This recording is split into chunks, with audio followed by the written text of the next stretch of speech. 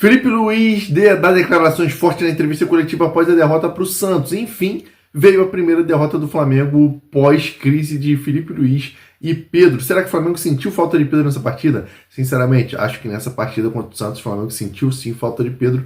Se tivesse ele, poderia ter armado um estilo de jogo diferente ali e talvez vencido a partida. Felipe Luiz largou o aço sobre essa situação e muito mais. Vou trazer essa entrevista coletiva do Felipe Luiz para nós analisarmos juntos. Mas eu te peço, se inscreve no canal se você é flamenguista de coração, para você não perder nada do Mengão, que eu trago informações aqui todo dia. Bora depois da vinheta, bora ver o que Felipe Luiz falou.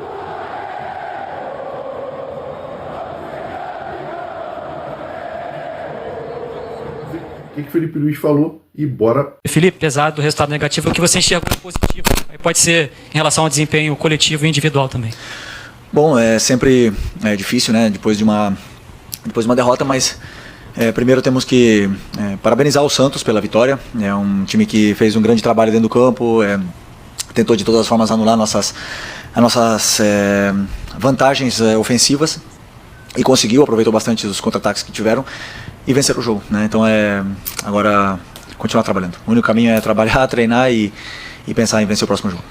Felipe, boa noite, aqui Bianca Molina, TNT Esportes. Em boa parte do jogo, para não dizer em todo, o Flamengo ele dominou, ele controlou, teve as ações, muito mais posse de bola, mas mais uma vez esbarrou naquele pequeno detalhe do último terço, a dificuldade de construir e finalizar todas as jogadas. Queria saber qual é a tua leitura, por que o time tem encontrado esse tipo de dificuldade, ainda mais contra um Santos, que apesar de ter construído a vitória, hoje tinha uma estratégia que era praticamente deixar a bola de fato com vocês e jogar pelo contra-ataque. Obrigada.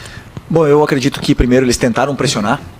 A gente viu no começo do jogo, eles saíram jogando uma também, a gente tentou pressionar, eles conseguiram sair jogando, e depois eles tentaram e a gente conseguiu sair muito bem dessa primeira pressão deles e acabamos dominando e defendendo com a bola, né? Tendo a posse, tendo o domínio, e eu concordo contigo onde você fala que no terço final, na área do Santos, eu acho que é onde faltou um pouco mais de agressividade, para a gente finalizar as jogadas, um pouco mais de coragem para arriscar mais cruzamentos, para chutar de fora da área, ou até mesmo 1 contra 1, num time que estava tão bem defensivamente, né? Um time que está muito bem trabalhado pelo Kleber.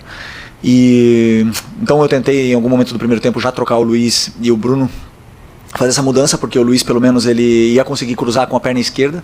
Tentei isso, mas mesmo assim o Santos estava bloqueando bastante nossos movimentos e nossos cruzamentos e as nossas entradas na área, e acabamos que criamos esse volume, mas não conseguimos converter isso em ocasiões, em chances de gol, né? Então, agora vamos analisar realmente o que podemos fazer de diferente para poder superar esse tipo de defesa. Felipe, aqui, Isabelle Costa do canal Gold. É óbvio que tem um carinho ali por parte de você com o Neymar, até deu para ver muitas movimentações e interações dele com você. Até teve uma hora no gol, não sei, acho que é até o momento para você confirmar que depois do gol ele comemora, olha para você e fala, eu falei. Teve alguma coisa nesse sentido de ter provocação entre vocês? E queria saber também se teve alguma estratégia para poder pensada em cima do Neymar, né? Porque a gente sabe que é um jogador letal e que pode acabar com o jogo como fez. Teve alguma estratégia? E queria que você pudesse falar também sobre essa troca que você teve com ele.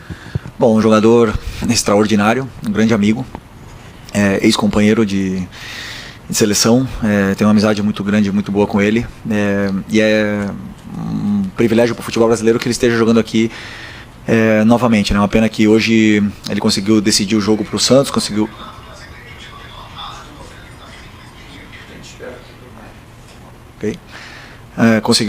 decidir o jogo para o Santos, um jogador que é determinante, um jogador que pega a bola e sempre faz alguma coisa, sempre faz uma jogada de perigo, de efeito, ou deixa algum companheiro na cara do gol.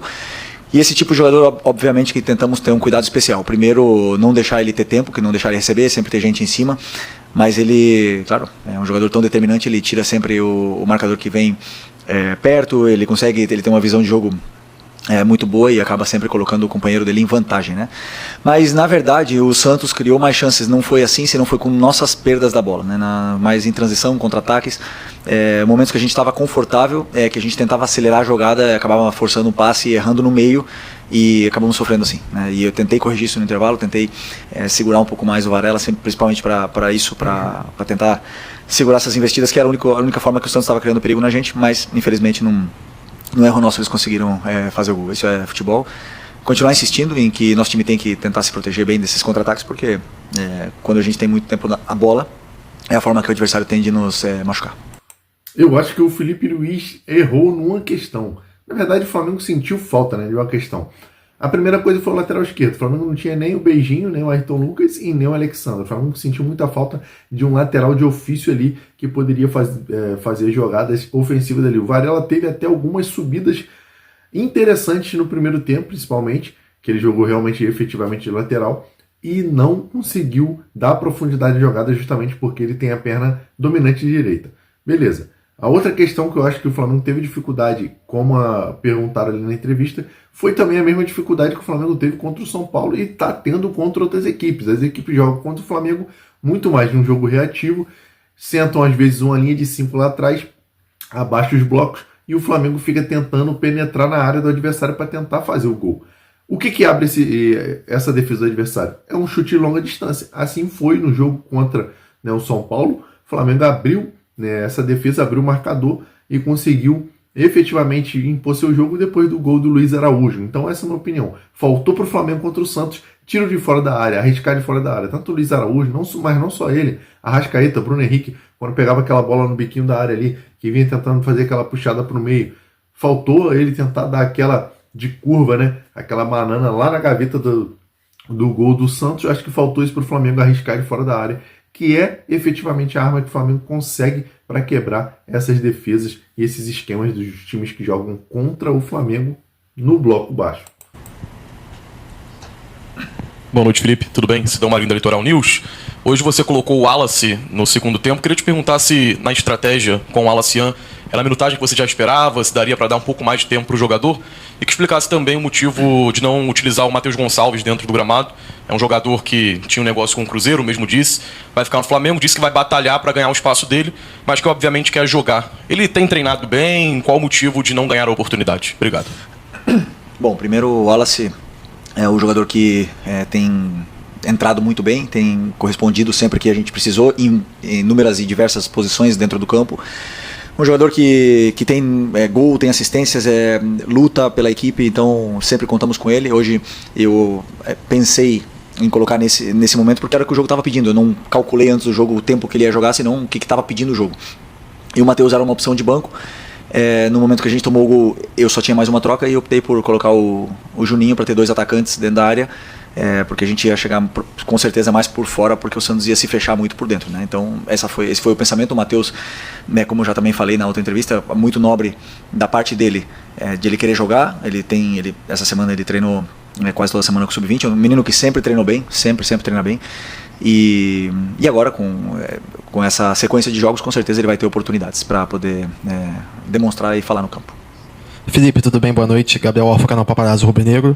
Felipe, não tem como não te perguntar, hoje é o segundo jogo que o Pedro fica de fora, o Pedro não é relacionado. Eu queria saber um pouco de você, como é que foi a semana, o que rolou durante a semana. A gente teve notícias de uma possível reunião entre vocês, interna no grupo. Eu queria saber como foi a semana, o motivo, novamente, da ausência do Pedro, e se agora que o Bruno Henrique está suspenso contra o Fluminense, tomou o 3º amarelo hoje, se você conta com o retorno do Pedro para o fim de semana. Obrigado. Bom, o assunto do Pedro é um assunto já encerrado, um assunto que eu já falei tudo que tinha que falar na coletiva, ele também já se posicionou, é um assunto encerrado. Agora só a única coisa que nos resta é trabalhar os dois e poder ajudar o Flamengo. Felipe, apesar de ser um assunto encerrado, só quero uma questão que não tem nem muito a ver com o Pedro, tem mais a ver com o departamento de futebol. O jogador soltou uma nota, na nota ele se mostra totalmente chateado com o departamento de futebol por aquela conversa vazada de um membro do departamento de futebol oferecendo um jogador num valor muito abaixo até do que a gente costuma pensar em uma venda dele do Flamengo.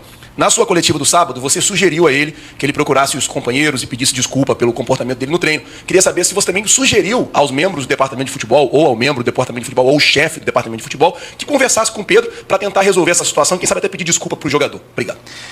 Bom, sinto muito, eu repito, né, um assunto do meu caso totalmente encerrado. Prefiro não opinar sobre isso. Isso é um assunto para o pessoal da diretoria, para você fazer diretamente para eles.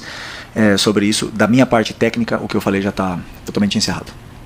Felipe aqui, tudo bem?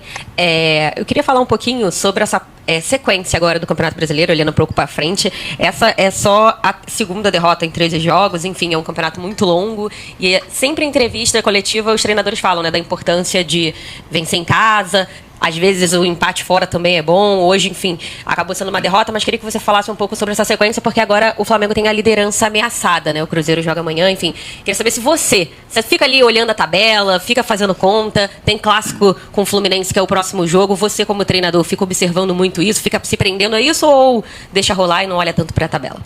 Não, olhamos os resultados que acontecem. Por exemplo, hoje já tem outros jogos, olhamos os outros resultados e vemos como estamos, mas a única coisa que está ao nosso alcance é fazer a nossa parte, né? Então hoje infelizmente não fizemos a nossa parte. É um daqueles jogos onde o adversário não conseguiu vencer na sua casa, um jogo que daqueles, infelizmente, né, achávamos que poderíamos conquistar pontos aqui dentro, mas sempre é muito difícil jogar aqui na Vila, num time tão bem treinado e com um jogador tão determinante como o Neymar. Então esses jogos se entende com que não normal, mas que pode acontecer de você perder algum ponto.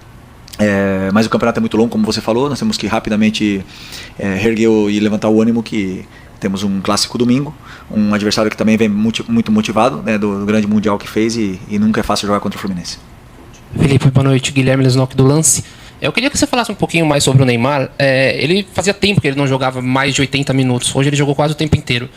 Você, como você conhece ele de antes, queria que você falasse um pouquinho. Esse o Neymar de hoje pode ser um Neymar na seleção brasileira? Você acredita que as partidas que o Neymar fez, como hoje, pode levar novamente para a seleção brasileira? Uma pergunta mais pessoal, pelo que você conhece. Todo mundo sabe a qualidade que o Neymar tem, o importante que ele é para o nosso futebol.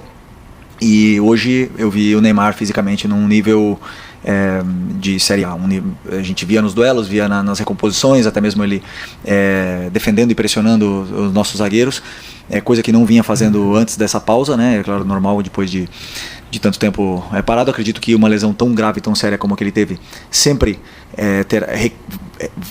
como é que fala? Irá requerer cuidados sobre essa parte muscular e também do joelho dele, mas é um jogador que quando está bem ele faz a diferença. Com todo respeito às falas de Filipe Luís, eu acho que faltou sim para o Flamengo tiro de fora da área para tentar surpreender o Santos e aí sim furar esse bloqueio de bloco baixo que o Santos fez. E sinceramente, com todo respeito ao time do Santos, o time do Santos é um time fraco, não é por acaso que está na situação que está no Brasileirão, e para mim é um resultado péssimo para o Flamengo na Vila Belmiro. Pelo menos o empate ali, talvez pela circunstância de o Flamengo não ter jogado bem, seria até excelente para o Flamengo. Plata também, na minha opinião, muito abaixo, errou bastante coisas ali. Acho que faltou realmente ousadia do Flamengo em tentar arriscar coisas diferentes, não tentar ficar entrando na área, uma jogada de cabeça, ou uma finalização mais do jeito que eles estão pensando padrão na mente deles. Tem que chutar de fora da área, tem que arriscar, que às vezes o goleiro também dá um rebote, dá alguma coisa e acaba saindo o gol. É isso aí, levantar a cabeça. O próximo jogo agora é contra o Fluminense, o clássico no Maracanã, Fla-Flu, domingo, às 19 horas. E vamos tentar buscar essa vitória mais uma vez, porque o campeonato é longo, o campeonato é isso aí. Vai ter dias que o Flamengo vai perder, vai ter dias que o Flamengo vai jogar mal. Foi o que aconteceu, na minha opinião, na Vila Belmiro. De La Cruz entrou muito mal, as substituições de Filipe Luís não funcionaram, De La Cruz entrou muito mal, Cebolinha nem se fala, não precisa nem comentar, de todos os jogos ele tem entrado mal, e eu acho que demorou muito colocar o Wallace. Tem que ter mais essa sensibilidade, coloca o garoto para jogar mais tempo. Na hora que ele colocou o Cebolinha, era para ter colocado o Wallace. Mas enfim, faz parte, o Flamengo já perdeu. Vamos levantar a cabeça e partir para o próximo jogo e vamos ver se ele vai relacionar Pedro ou não. Comente sua opinião aqui, que ela é muito importante para o nosso canal. E se inscreve também se você é flamenguista e você ainda não está inscrito. Porque se você se inscrever, você vai ficar por dentro de tudo que acontece no Mengão todo dia. Tamo junto, forte abraço, saudações rubro-negras.